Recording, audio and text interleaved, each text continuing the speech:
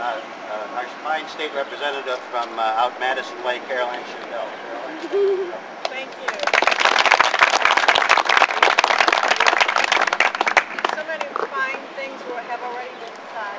Yes, there's that House bill that made that suggestion that there's a way to save money, but I know, even though I wasn't there and talked with folks, it was never the intention to get rid of our fine people that drive the buses and that our community folks that are wanting jobs and wanting to continue to work.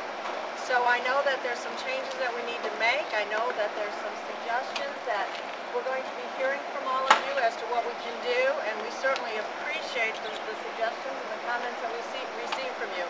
And I want to assure you that as an accountant, I understand the need to save the money, and I also know the importance of keeping jobs in the community. We need to keep jobs in the community right now, and so we understand and we want to make those changes that are necessary. So we're standing here saying we understand what your situation is in the community when you're trying to make a living and pay your bills, so we certainly want to be helpful in any way that we can. Caroline. Our last speaker during this portion of it, before we take your questions, and anybody that wants to shout anything out after that, the heart and soul of this effort are really the bus drivers who have worked in many instances for many, many years here in Madison. And if you think about how important they are, I got a phone call. I just drove in from Washington yesterday. I'm on the Pennsylvania Turnpike. Somebody called me and said that one of these substitute bus drivers ran over a fire plug on near Stanton Park. So we don't have a lot of fire plugs. Actually, it was the supervisor ran over a fire plug out near Stanton Park. So clearly, and it's not even snowing here in Madison. But just to share her thoughts on how important her job has been and why she thinks, on behalf of the drivers, this is an important discussion and a fight to have. Deb's Island. Deb?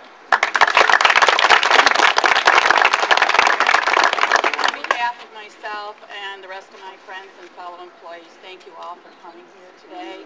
Really appreciate it. And the reason this keeps going on is because we do have the care and concern to drive these students. You're not going to get that with the private company. That's why I've been here for 21 years. I love my job. I love these kids. I care. I'm concerned. So are the rest of these employees or ex-employees. That's why we have so many long-term people. And we're asking that the board rescind their decision and bargain in good faith like they have in the past, because we want our jobs back.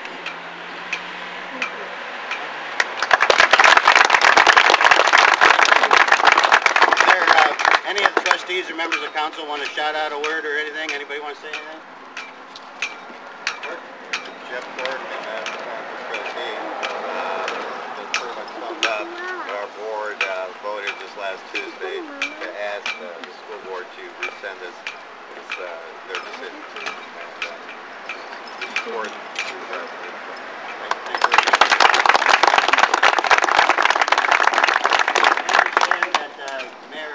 Wanted to be here, but he's on a working vacation. He never takes a real vacation, but he's on a working vacation. Anybody from the village want to say anything? Fine, you said it all. Okay, perfect.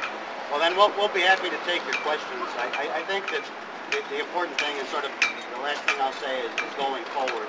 You see here a good representation of the community, the Madison community. You see near unanimity among the bus drivers. You see elected officials at the village level, the township level, the state level, and the federal level are asking one simple thing of the school board, to go back and rip up that take it or leave it letter and sit down at the bargaining table and negotiate in good faith with these folks and work out a contract the way the contracts are supposed to be worked out.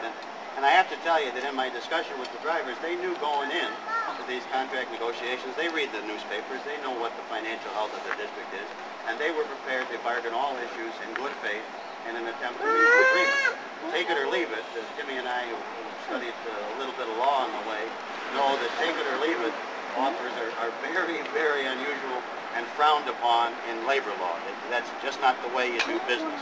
And so we hope that the good 5 members of the school board who have been elected by the citizens and members of Madison heed this call, and sort of as a plan B, again, they have a letter from me outlining much of what we've said today. Our goal is not to enrich the lawyers of the world by having this go before CERB or into court and have people fight it out where the only people who win are the lawyers. It's to reach an agreement. And so as soon as I receive their response, we'll be back, and if it's a favorable response, you won't hear anything more from it. If it's an unfavorable response, we'll figure out what the next step is as elected officials in dealing with a situation that we find untenable. With that, I'm happy to take any questions, or you can direct your questions to anybody you want to direct. Do you have a time frame on when they're supposed to respond back? Well, the letter that I sent, I believe, reached them on Wednesday, and we put in the letter that we wanted them to get back to me by Friday. I realized that probably wasn't reasonable. That's a quick time period. And that's why the purpose of this press conference is to meet up on the school board, just to emphasize and bring to the public's attention that we would like to reconsider the decision. I think that if at the end of this week I haven't heard a response, that's a pretty reasonable period of time, given vacations and summer and everything else. And I'll be disappointed if I haven't heard, yes, we're going to do it, or go pound salt, or whatever their answer is. And so we'll be back the week after next if we have if there's some unfavorable. Oh, good. Well, hopefully I'll be getting it soon.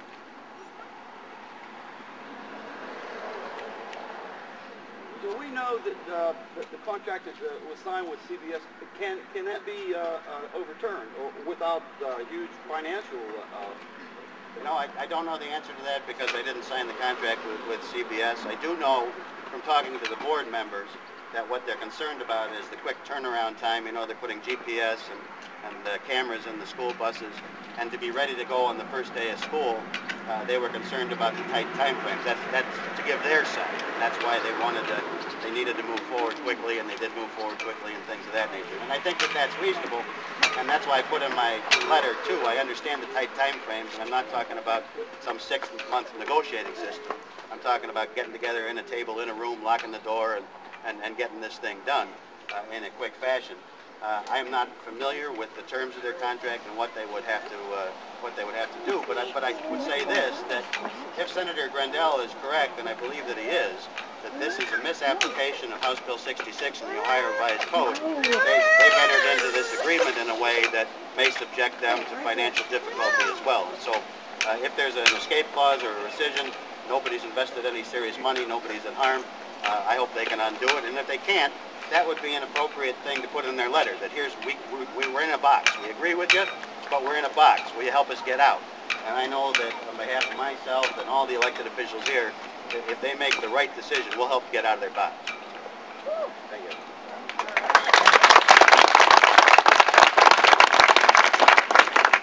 Anything else I can answer? Well, listen, thank you all very much for coming. I'd like to make a comment. Oh, sure, go right ahead. I can tell you, with this short period of time here, they're trying constraints. If they were to give us back our jobs, collectively here, we've probably done at least 70 first weeks of school. If they would tell us our jobs are there, we could be up at the bus homecoming and get the children transported in no time at all. It could be done with just us. We've done it on our own without supervision many times. So it could be done. Another thing I'd like to say to you is, my name is Pam Willow, and I have been OC's previous chairperson for the last 7 years. And through the 5 years of this administration, we have been made to feel invisible, dispensable, less than professional, just grind. And I would like to thank all of you for coming here and giving us back. We're not invisible, and that we are of some value, because we surely, truly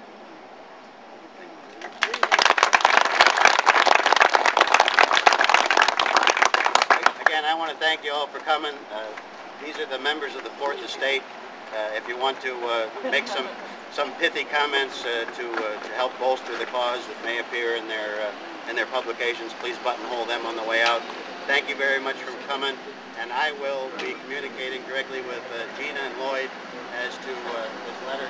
gets to me in the next day or so, I'll let you know what that says. And we'll let